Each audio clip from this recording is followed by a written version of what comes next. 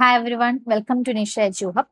So ഇന്ന് നമ്മൾ discuss ചെയ്യുന്ന രണ്ട് ഇമ്പോർട്ടൻറ്റ് അപ്ഡേറ്റ്സ് ആണ്. ഒന്ന്, UGC NET June 2026 provisional answer key published ആയിട്ടുണ്ട്.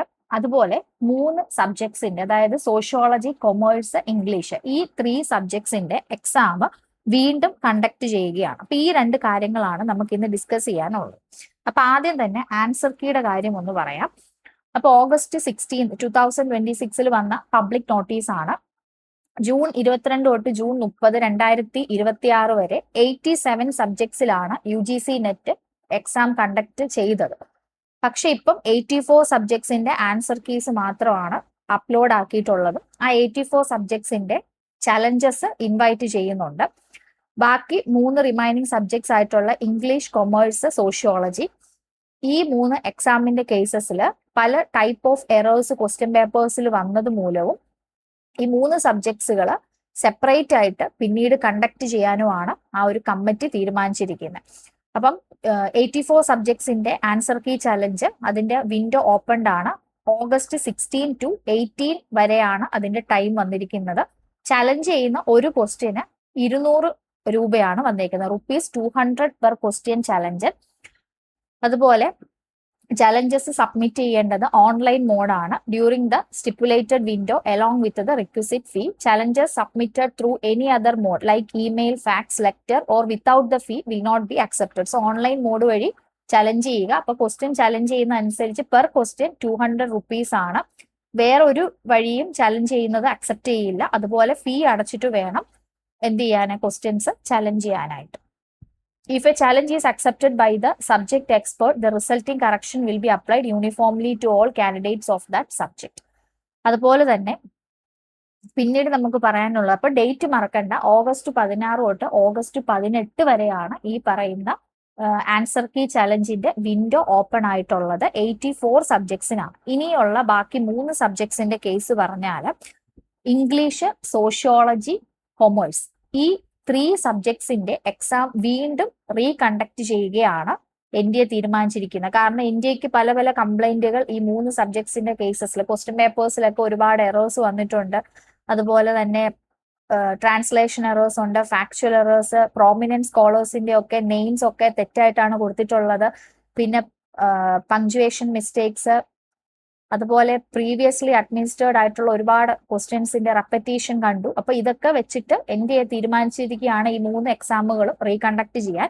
അതിൽ ഇംഗ്ലീഷിന്റെ 9 സെപ്റ്റംബർ 2026 ഷിഫ്റ്റ് 1 ആണ്. 9 AM to 12 noon ആണ് അതിന്റെ സമയം. കൊമേഴ്സ് എക്സാം 9 സെപ്റ്റംബർ 2026 ഷിഫ്റ്റ് 2 ആണ് വരുന്നത്, 3 PM to 6 PM. Sociology 10 September 2026 shift 1 9 AM to 12 noon എന്നുള്ള 3 സമയങ്ങളാണ്, ഷെഡ്യൂളാണ് പറഞ്ഞിരിക്കുന്നത്. അപ്പം 3 സബ്ജക്ട്സിന്റെ എക്സാം റീകണ്ടക്ട് ചെയ്യണം. അപ്പൊ ഈ സബ്ജക്റ്റുകൾ ഫോക്കസ് ചെയ്ത് പഠിച്ചെഴുതിയിട്ടുള്ളവർ വീണ്ടും പ്രിപ്പയർ ചെയ്ത് എഴുതുക. അത് വളരെ വളരെ നമുക്കറിയാം എത്രത്തോളം പ്രയാസമാണത്. കാരണം നെറ്റ് എക്സാം ഒരുപാട് പഠിച്ച്, പേപ്പർ 1 പഠിച്ച്, അതുപോലെ സബ്ജക്റ്റുകൾ പഠിച്ച് എക്സാം എഴുതിയെടുത്ത് ക്വാളിഫൈഡ് ആവുക എന്ന് പറയുന്നത് വളരെ ടീഡിയസ് ആയിട്ടുള്ള ഒരു ഹാർഡ് വർക്കിംഗ് ആയിട്ടുള്ള ഒരു പ്രോസസ്സാണ്. അത് മാത്രമല്ല, നമ്മൾ പേപ്പർ 2 എത്രത്തോളം മാർക്ക് സ്കോർ ചെയ്താൽ പോലും ജനറൽ പേപ്പറായ പേപ്പർ 1 നമ്മൾ ക്വാളിഫൈഡ് ആയിട്ടില്ലെങ്കിൽ പേപ്പർ 2 മാർക്ക് കൊണ്ട് യാതൊരു പ്രയോജനവും ഇല്ല. 2 സബ്ജക്റ്റുകളും ഈക്വൽ ഇമ്പോർട്ടൻസ് കൊടുത്ത് പഠിക്കുക. ഇനി ഡിസംബർ സെക്ഷനിൽ എഴുതാൻ പോകുന്നവരാണെങ്കിൽ പോലും പേപ്പർ 1 മാക്സിമം മാർക്ക് വാങ്ങിക്കാൻ ശ്രമിക്കുക. പേപ്പർ 1 ക്വാളിഫൈ ചെയ്യേണ്ട മസ്റ്റ് പേപ്പർ തന്നെയാണ്, മസ്റ്റ് പേപ്പറാണ്. അതുപോലെ തന്നെ പേപ്പർ 2 മാർക്ക് വാങ്ങിക്കണം.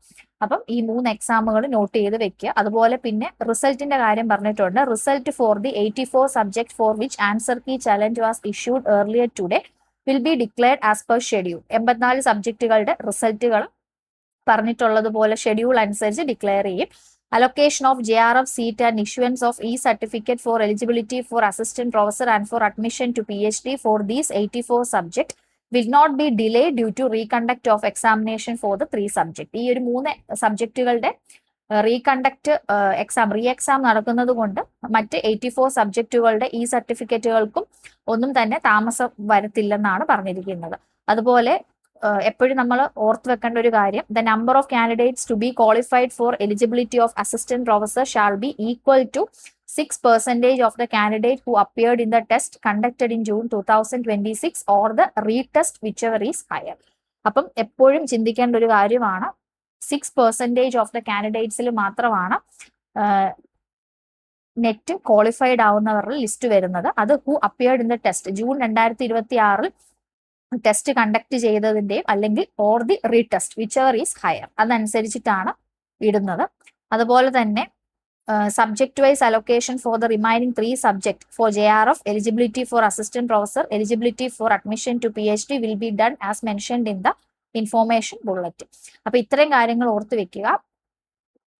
റീകണ്ടക്ട് ഓഫ് എക്സാമിനേഷൻ, ഈ 3 സബ്ജക്റ്റുകൾ ഇംഗ്ലീഷ്, കൊമേഴ്സ്, സോഷ്യോളജി, അതുപോലെ ബാക്കി ഉള്ള റിമൈനിങ് 84 സബ്ജക്ട്സിന്റെ ആൻസർ കീ പബ്ലിഷ്ഡ് ആയിട്ടുണ്ട്.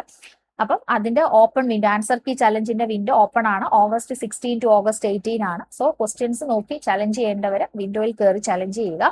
അതുപോലെ ഓൺലൈൻ മോഡാണ് ചലഞ്ച് ചെയ്യുന്നത്. പേപ്പർ 1ന്റെ ഇമ്പോർട്ടൻസ് ഒരിക്കലും മറക്കാതിരിക്കുക. കാരണം മാക്സിമം മാർക്ക്, പേപ്പർ 1 ക്വാളിഫൈങ് മാർക്കാണ്.